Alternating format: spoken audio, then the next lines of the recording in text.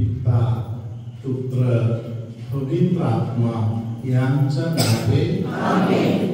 माझा प्रिय बंधूंनो, भगिनींनो, hallelujah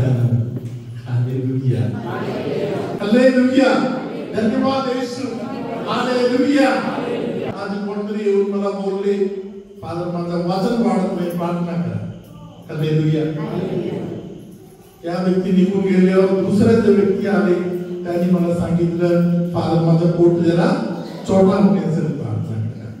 hallelujah, praise the Lord, hallelujah. हे सर्व जे काही आहे ते सर्व रिकामी रांजण आहे. तुम्ही आपला समजा व्हिडिओ मध्ये पाहिलेलं असेल. हालेलुया. कोरोनावर चालू झालेल्या त्या काळामध्ये एका बहिणीने साक्ष दिलेली गोष्ट आहे. हालेलुया. त्यांच्या मुलीच्या कधीही 40च्या वरती वजन कधी झालेलं नाही, 40च्या वरती कधी झालेलं नाही. एक शिक्षिका आहे. हालेलुया, धन्यवाद येशू. मध्ये रिट्रीट मध्ये देवाने एक संदेश दिला होता, कोणाचा तरी वजन वाढत आहे म्हणून. हालेलुया. ही मुलगी गेली, पार्टी गेली. तिच्या मम्मीने काही दिवसाने मला वजन काटाचा फोटो काढून पाठवलं. हालेलुया. तिच्या वजन 56 किलो झाले. हालेलुया, धन्यवाद Yeshu. Hallelujah, hallelujah. Tabor Ashram मध्ये एका रिट्रीट मध्ये एका माणसाला प्रभूने एक संदेश दिला की कोणाचा तरी पोट कमी होत आहे. हालेलुया. एका ब्रदरने मला सांगितलं की त्या बिचारा माणसाला पाणी घालता येते ती स्थिती निर्माण झाली म्हणून. हालेलुया, धन्यवाद येशू. Hallelujah, hallelujah. पवित्र आत्मा माता मरियाद्वारे आपल्या जीवनामध्ये कार्य करत आहे. हालेलुया, धन्यवाद Yeshu. Hallelujah, praise the Lord. Hallelujah. योहानाच्या शुभवर्तमानामध्ये 14व्या अध्यायामध्ये हालेलुया 19 वचन आता आपण ऐकूया. आता थोडाच वेळ आहे, मग जग मला आणखी पाहणार नाही, पण तुम्ही मला पाहाल. मी जिवंत आहे म्हणून तुम्हीही जिवंत राहाल. त्या दिवशी तुम्हाला समजेल की मी आपल्या पित्यामध्ये आहे व तुम्ही माझ्यामध्ये व मी तुम्हामध्ये आहे. हालेलुया. राजा लोकांना वाटते मी काय पुरापूर जगत नाही, माझा जीवन कुठेतरी अर्धवट आहे असे कोणाला तरी वाटत असेल तर हालेलुया. त्यांच्यासाठी एक सुंदर वचन आहे. सिस्टरांच्या मागे दोन्ही हात वर करत या वचन तुम्ही बोला. 19 आणि 20. आता थोडाच वेळ आहे, मग जग मला आणखी पाहणार नाही, पण तुम्ही मला पाहाल. मी जिवंत आहे म्हणून तुम्हीही जिवंत राहाल. त्या दिवशी तुम्हाला समजेल की मी आपल्या पित्यामध्ये आहे व तुम्ही माझ्यामध्ये व मी तुम्हामध्ये आहे. कडे एक शॉर्टकट आहे. हालेलुया, धन्यवाद येशू. जगण्यासाठी असे मार्ग इकडे दाखवलेला आहे. जगण्याचा मार्ग काय आहे? जीवन जगण्यासाठी काय करायचं? वचनामध्ये काय लिहिलं? वाचन. मी जिवंत आहे. हालेलुया. त्यानंतरचं वचन का आपण वाचलो?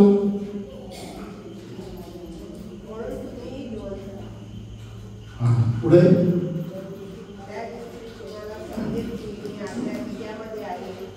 हालेलुया. मी पित्यामध्ये आहे, येशू पित्यामध्ये आहे आणि तुम्ही माझ्यामध्ये आहे. हालेलुया. तुम्ही म्हणजे कोण? तुम्ही म्हणजे कोण? इकडे तिकडे असे लोक नाहीये. हालेलुया. जे वचन ऐकत आहे, जे वचन वाचत आहे, ज्यांनी वचन हृदयामध्ये ठेवलेलं आहे, हालेलुया, त्यांच्यामध्ये वचन जिवंत आहे. हालेलुया. त्यांना कळते येशू माझ्यामध्ये आहे. काही लोकांना शंका आहे येशू माझ्यामध्ये आहे की नाही, ते लोक हात वर करतात. प्रश्न कळाला नाही मला माहिती, परत एकदा म्हणतो. हालेलुया. तुमच्यामध्ये ख्रिस्त नाही असे तुम्हाला वाटत आहे तर असा लोक कोण असेल तर हात वर करा.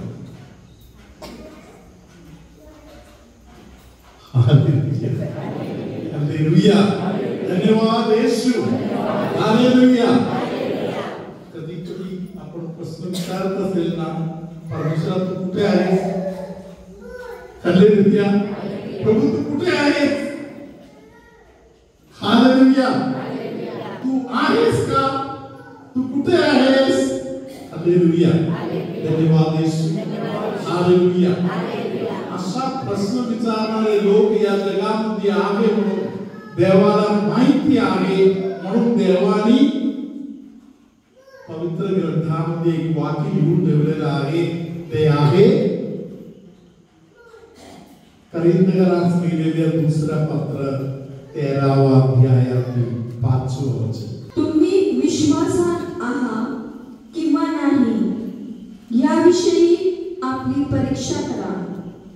आपली प्रतीती पहा.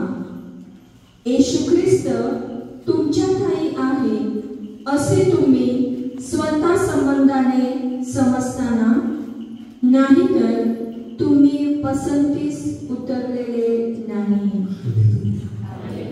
येशू ख्रिस्त तुझ्यामध्ये नाही असं तुला कधीतरी वाटलं तर तू परीक्षामध्ये नापास. म्हणजे परीक्षामध्ये पास होण्यासाठी काय करायचं? अनुभव घ्यायचं, कबूल करायचं की येशू ख्रिस्त जंगलामध्ये आहे, नदीमध्ये आहे म्हणून नाही. हालेलुया. येशू ख्रिस्त माझ्यामध्ये आहे. Hallelujah. Praise the Lord. Hallelujah. धन्यवाद Yeshu. Hallelujah. Praise the Lord. Hallelujah. धन्यवाद येशू. तुम्हाला जीवात जीव मिळणार.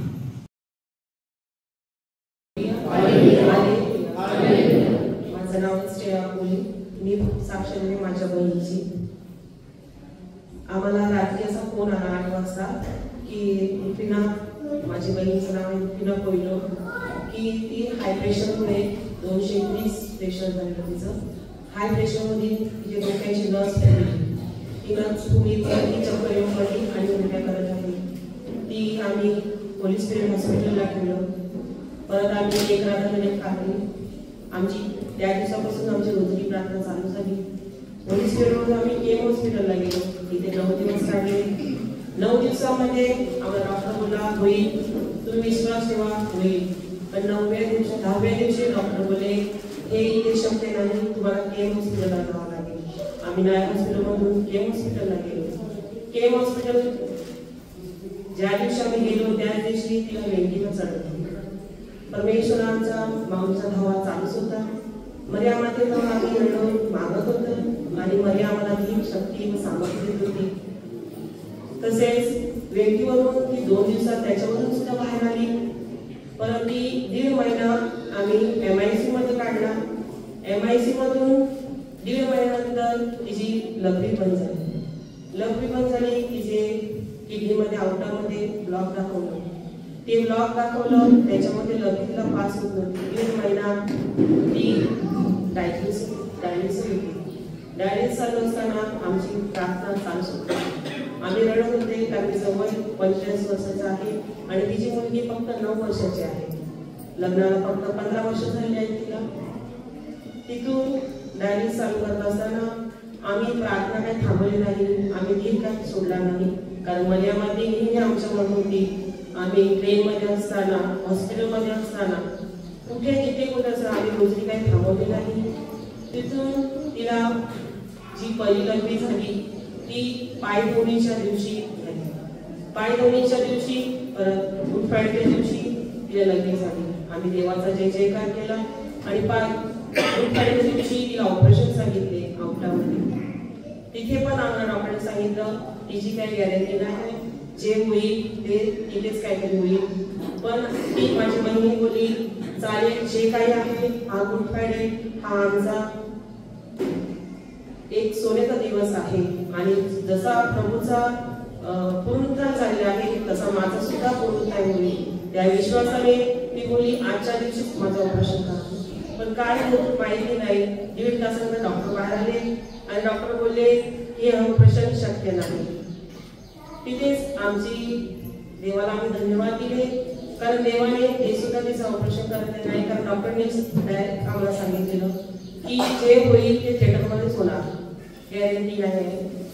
टायमाला तिचं एक्सपायर पण होऊ शकते. पण आम्ही देवाला धन्यवाद देतो कारण आमची रोजरी प्रार्थना नेहमी चालू होती. आणि मर्या मातेला आम्ही धन्यवाद देतो कारण मर्या मातेने नेहमी आम्ही नेहमी सांगायचो मर्या माते जे काही होईल माझ्या प्रभूच्या नावाने होईल. आम्ही प्रभूला धन्यवाद देतो आणि आम्ही नेहमी सांगायचे जेव्हा माझी बहीण होईल तेव्हा साक्ष देणार, प्रभूच्या नावाने अमलाईच्या नावाने ती साक्ष देणार आणि ती आज घरी आलेली आहे आणि ती चालत आहे. म्हणून मी देवाला धन्यवाद देतो.